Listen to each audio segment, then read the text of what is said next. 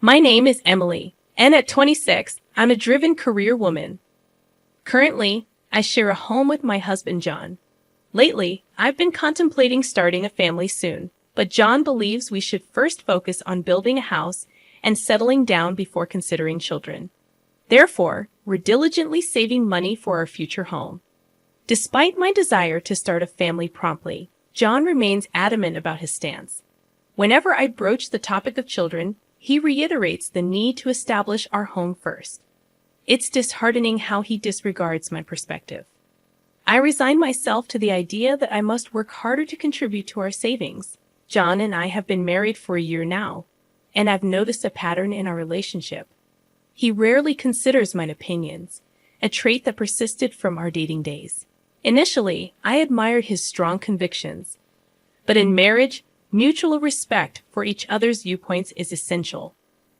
I fear our marriage is faltering, especially with the influence of his parents, who live just a short drive away. John frequently visits his parents, citing reasons like cutting down on expenses.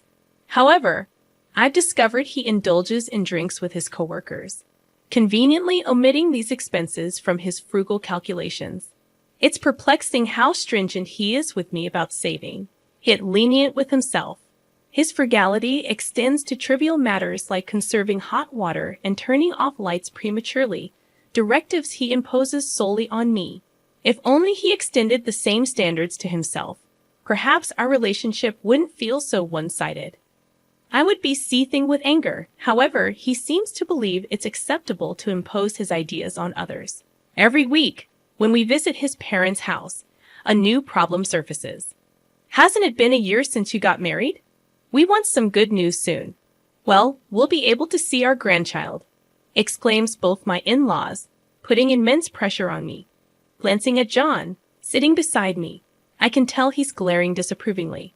It's evident he wants to say, "Don't say unnecessary things." While I share the desire for a child, John insists on building our own home first. It's entirely inappropriate for my in-laws to pressure me to have a child in this situation. Rather than advising John, who doesn't listen to my words at all regarding having children, my in-laws persist in pressuring me. Despite wanting to speak up, I'm silenced by their constant pressure for a grandchild. After the meal, John announces, "I'm going out for a smoke." "You know, Emily, it seems like you're working, but if you want to be a housewife, you should quit your job and work hard to be a good wife." Maybe that's why John isn't paying attention to you. It feels as though I'm being told I can't have children because I'm working.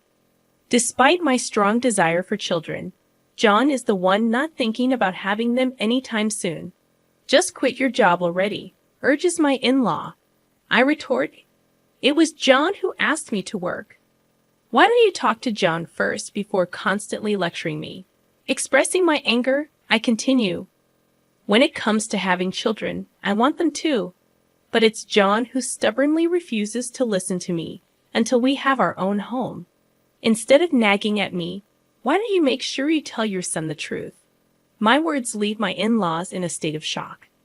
I excused myself with a simple apology and left the table, making my way towards the entrance. The anger within me extended to John, who leisurely smoked by the entrance. Without saying a word, I climbed into the car, and he followed suit, casually remarking, "Hey, are you leaving already?" Knowing he would never disclose the truth to his parents, I grew weary of the various things my in-laws constantly told me. I declared that I wouldn't be visiting my in-laws' house anymore, and John widened his eyes in surprise. "Why not? We can save on food expenses, right? You also want a home soon and children, don't you?" he questioned.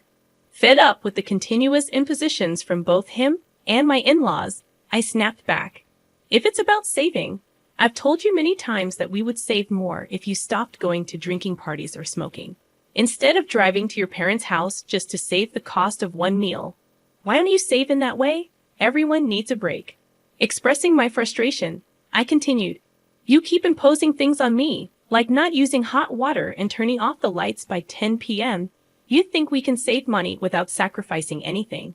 If I have to go through all this trouble alone, then I don't need a home. I'm fed up with this. You never sacrifice anything yourself, but you're okay with imposing it on others. He seemed to downplay the situation, saying it's not a big deal. But I countered, no, it is a big deal. How much patience do you think I've had all this time? Moreover, I was infuriated by his pretense in front of his parents, making it appear as if I were the reason we couldn't have grandchildren. I'm tired of being the only one asked to have grandchildren. It's not me who doesn't want children, it's John. I've been saying it for a long time. I want children soon, so please stop being so angry. Seeing John struggle to deal with my unusual anger brought a slight sense of satisfaction, but it didn't resolve everything. Unsure of what to do next, I gazed out of the car window, ignoring John. A turning point for us came a month later when one of my relatives, my father's brother, passed away. With several pieces of land, a luxurious mansion, and a lavish lifestyle, my uncle's passing became a revelation for John. Impressive. I didn't know you had such a remarkable relative, he remarked a few days later. Upon receiving news about my uncle's inheritance, I decided to discuss the details with the lawyer in our apartment. Recognizing that it was a matter exclusively related to me and had no bearing on John, I politely asked him to leave the room, especially since he seemed uneasy about the concept of inheritance. I wanted to spare him any potential trouble that could arise if he got involved. After about 3 hours of listening to the lawyer explain the intricacies of the inheritance, I thanked him and asked him to leave. However, to my surprise, John, who had been at home earlier, was nowhere to be found. Assuming he had probably stepped out to avoid interrupting my conversation with the lawyer, I started preparing dinner. Little did I know, 3 months later, John approached me, expressing, "There's something I want to show you," and took me for a drive. Excitement welled up as we entered a residential area, but my confusion grew when the car parked in front of a certain house. John then pressed the intercom, and my in-laws emerged from inside. However, it was evident that this house was not their home. "You finally made it. When are you and Emily moving over here?" "We're thinking of moving in by the end of this month," announced my father-in-law. He continued blaming me for being a selfish daughter-in-law and accused me of always shifting the responsibility for having children onto John. I shot a disapproving glare at John, bewildered as to why he brought me here when I had clearly stated I wouldn't visit my in-laws anymore. Searching for an explanation, I questioned him, and he simply shrugged, stating, "Don't get so angry. If we live together, we can bridge the gap between you and my mom. Besides, this will be our new home from now on, so you should cooperate on the children issue as well. Live together." His revelation left me in disbelief. I hadn't agreed to living with them, especially after explicitly stating that I wouldn't go to my in-laws' house anymore. The situation was further complicated by the nature of the house. As John disclosed, it's a two-family house. My plan was always for us to live with my parents eventually. "So, what's the problem with living in a two-family house now?" he asked. The question lingered in the air as I mulled over the situation. Living in a two-family house seemed to be a significant issue, especially when considering our savings. According to our financial situation, building such a splendid new house was seemingly impossible. I couldn't fathom how John managed it. "My dad and I chipped in the money, so our savings are empty, but it's fine, right?" John casually mentioned. His nonchalant attitude perplexed me. He continued, "I heard your uncle's inheritance was worth $690,000. So, if you use that money to repay us for the cost of the two-family house, it should be fine, huh?" I was taken aback. The idea that he believed my inheritance should be used to fund the house without my consent baffled me. Even if I were to inherit the money, how I used it should be my decision, not his. Frustrated by my rejection of their proposal, John reached into his bag and pulled out a pre-filled divorce form with his name on it. "Your money is our money. If you don't like living together, let's get a divorce," he declared. I took the divorce form from his hand, expressing, "Fine, if living together is the alternative, then divorce is the better choice."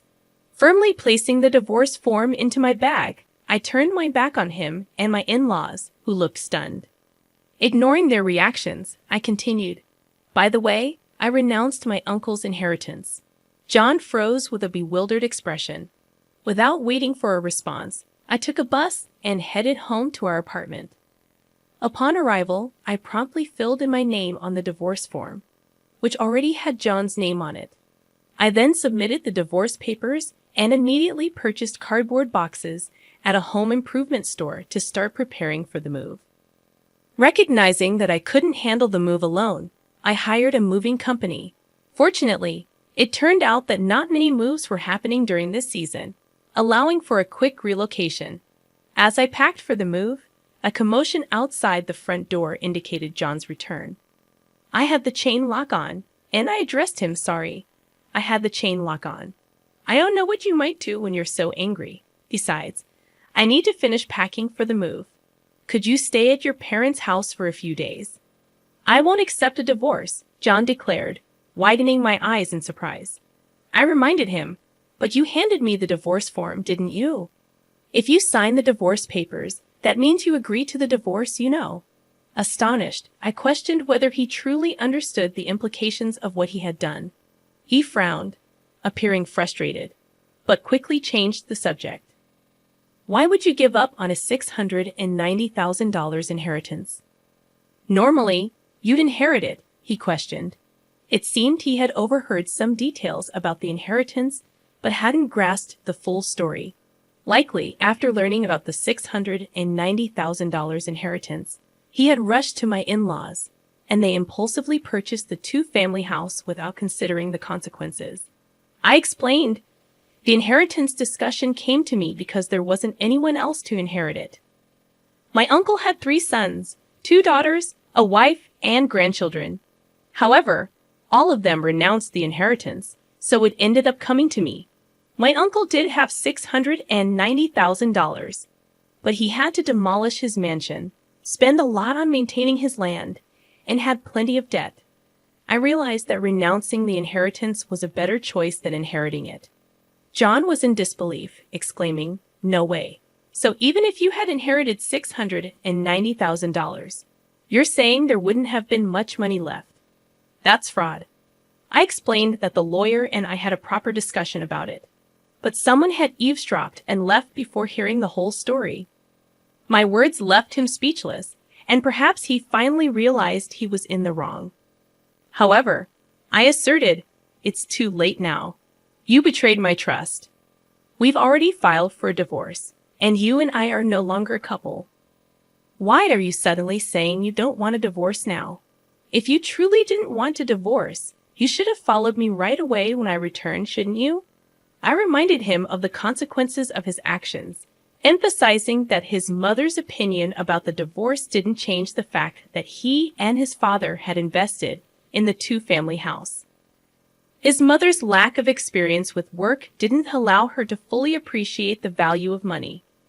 I sighed, realizing it wasn't my role to listen to his complaints about his parents.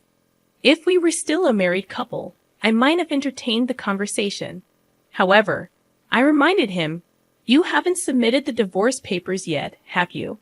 He pleaded, "If you do it now, we can still be a couple. Please, let's live together in that two-family house." "I've already submitted the divorce papers, so it's pointless now," I replied. His expression slumped in front of the apartment door, appearing bewildered and lost.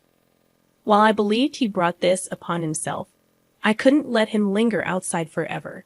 Briefly considering sending him away, I realized I had no time to waste, so I continued with my preparations for the move. After a while, he was gone, and I proceeded with the move, informing my workplace about the divorce, especially since my boss had acted as our mediator. Feeling obligated to apologize for the divorce, I also shared the news with my coworkers who had been invited to our wedding during lunch break. Unexpectedly, he burst into my department in front of my coworkers, claiming, "It's absurd that you're talking about the divorce. I wish you hadn't mentioned it." He disclosed the situation in his department, assuming I had inherited an estate, and suggested buying a two-family house. When faced with the choice between divorce or living together, I chose divorce. Consequently, he found himself being avoided by everyone. I even received sympathy from colleagues. Eventually, he quit his job. During this time, a male colleague confessed to me, saying, "I've actually liked you for a long time. I hope to build a home where we can communicate as a couple and work things out together."